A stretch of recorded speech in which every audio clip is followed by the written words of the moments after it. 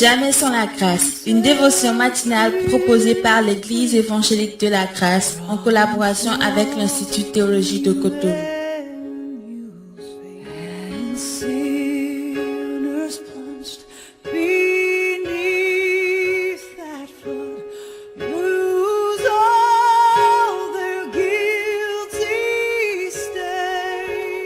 Bonjour chers amis, chers internautes, nouvelle journée, nouvelle provision, bienvenue dans la dévotion du jour, que le Seigneur vous bénisse.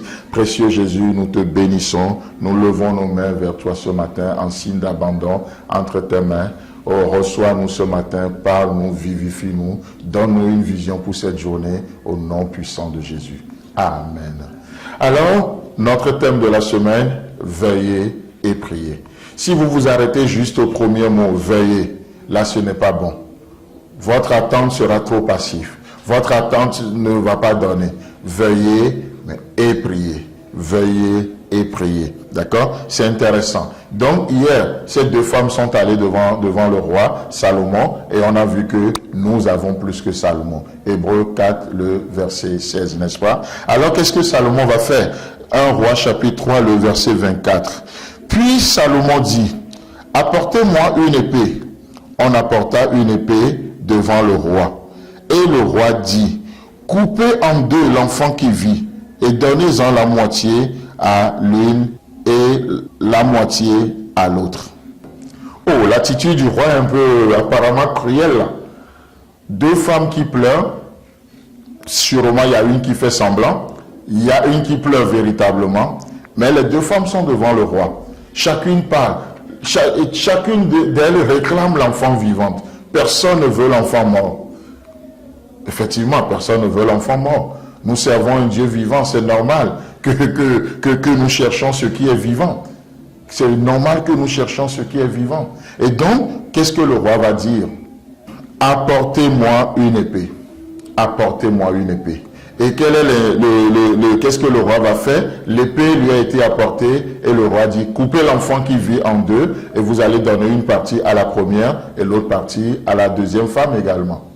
Alors, le principe ou ce que j'aimerais vous sortir pour notre dévotion ce matin, c'est l'attitude de Salomon. Ce n'est pas du tout une attitude cruelle parce que l'intention du roi n'est pas de tuer l'enfant. Non, non, non, non, non. Le roi dit, apportez-moi l'épée. Quand nous voyons dans Éphésiens chapitre 6, le verset 17, la Bible nous dit, dans les armes du chrétien, dans les armes que l'Esprit Saint nous donne, il dit, prenez aussi le casque du salut, et la fin du verset nous dit, et aussi prenez l'épée de l'Esprit, qui est la parole de Dieu.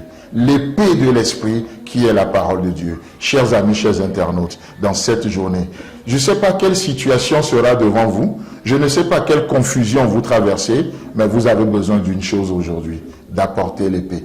L'épée de la parole de Dieu. Elle est plus tranchante qu'une épée à double tranchante. Elle sépare la chair de l'esprit. Elle nous amène à discerner, à voir la profondeur des choses. Elle nous amène à ne pas être juste superficiel, à ne pas être juste émotionnel. La parole de Dieu, c'est l'épée de l'esprit. C'est l'épée que le Saint-Esprit utilise. Vous criez aujourd'hui, Saint-Esprit, aide-moi, Saint-Esprit, ouvre-moi les yeux. Vous savez ce que le Saint-Esprit fait? Le Saint-Esprit vient, il prend la parole de Dieu et il vous illumine. N'est-ce pas ce que Paul nous dit dans Éphésiens? Le Saint-Esprit prend la parole de Dieu et il vous illumine. Il vous illumine dans cette journée. Peu importe la situation qui est là.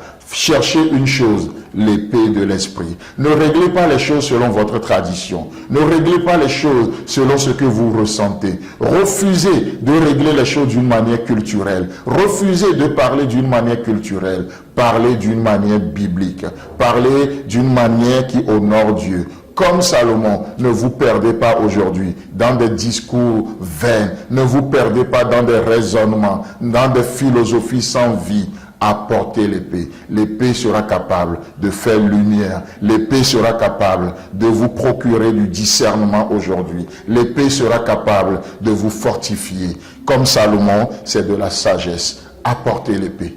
Apportez l'épée. Dans ton mariage, apporte l'épée. Dans l'éducation de tes enfants, apporte l'épée. Dans ta vie professionnelle, apporte l'épée. Dans ton ministère, l'épée. Dans tes relations, l'épée, l'épée, l'épée, l'épée, rien d'autre que l'épée. Que le Seigneur vous bénisse et manipulez bien, maniez bien l'épée pour votre plus grand bonheur dans cette journée.